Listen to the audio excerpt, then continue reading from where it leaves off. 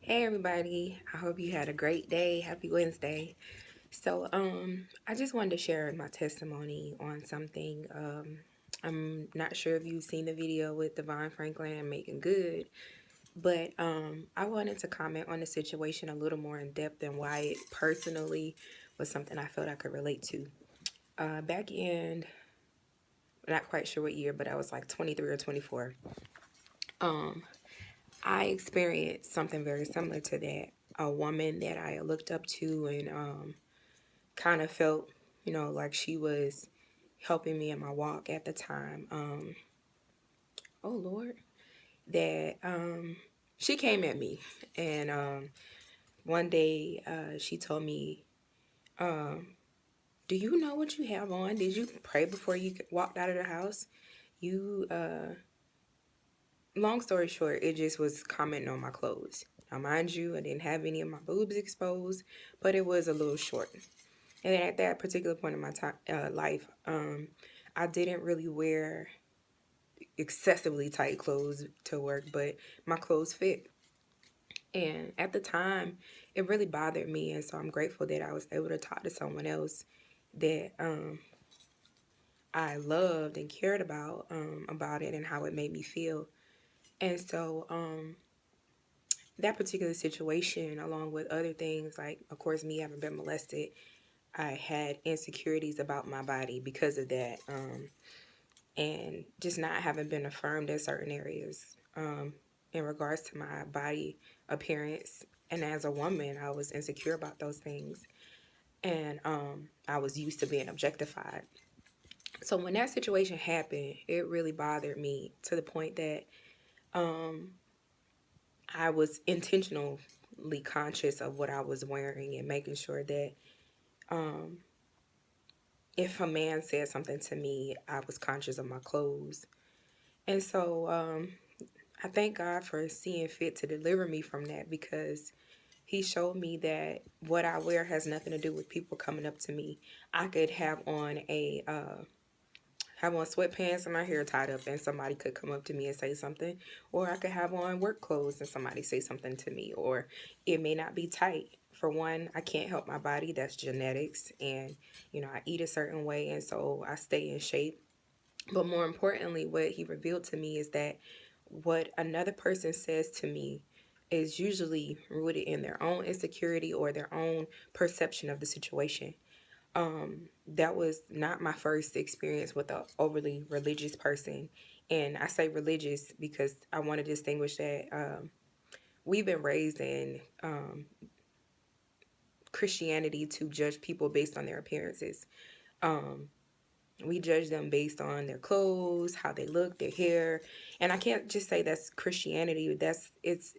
It ties into it for sure in the church, but it's more importantly something that's reflective of the black community as a whole, because we've been pitted against each other because of complexion, hair type, all of that stuff. And so it bothered me so much because if you say something to somebody, make sure God, for one, told you to say it. More importantly, that you're doing it in love. And that the Bible also gives distinctions on how certain things like that should be done. If you have an ill with your brother, bring it to him directly. And so with that particular situation, that woman, everything about her approach in my spirit, because I can't say what God put in someone else's spirit to take away from it.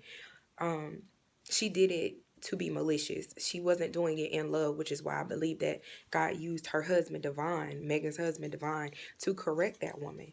And more importantly, the Bible tells us that God doesn't look at outward appearances, and specifically said this in regards to David, because David was a shepherd, and his father didn't see fit to call him in as one of the sons that was going to be looked at to be anointed as the new king. And so the Bible tells us that God looks at the heart. And so first things first, we always have to check ourselves to make sure that we're looking at a person's heart. We're asking God to reveal that person's heart to us.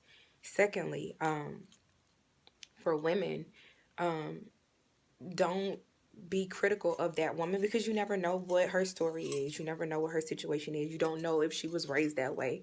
And if you're going to do that, make sure it's God led. It's not that God told you to say something.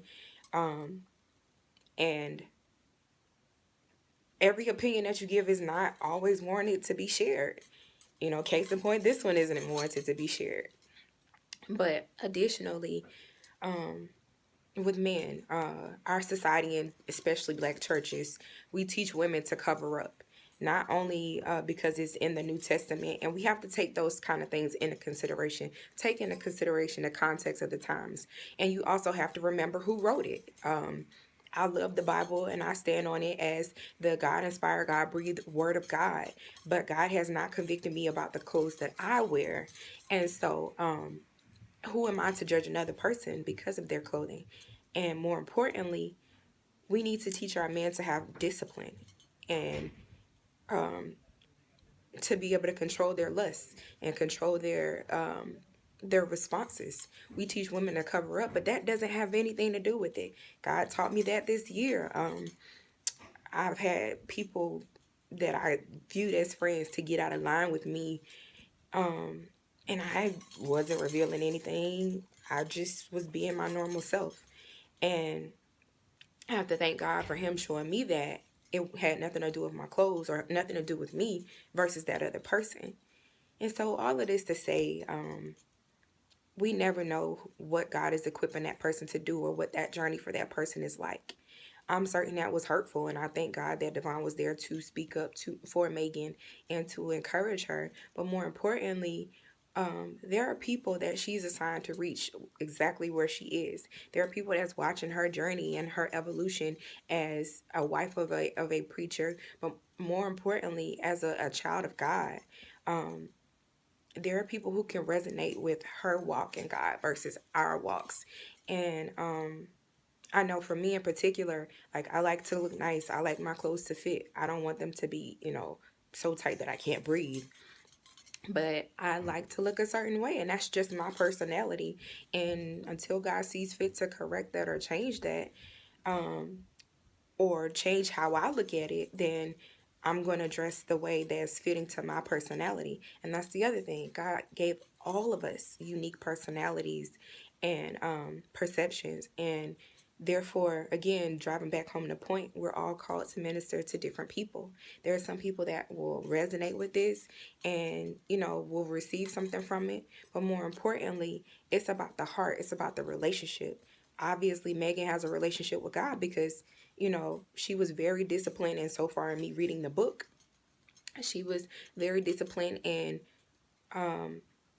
doing what God told her to do in regards to how her and Devon's relationship would progress into marriage.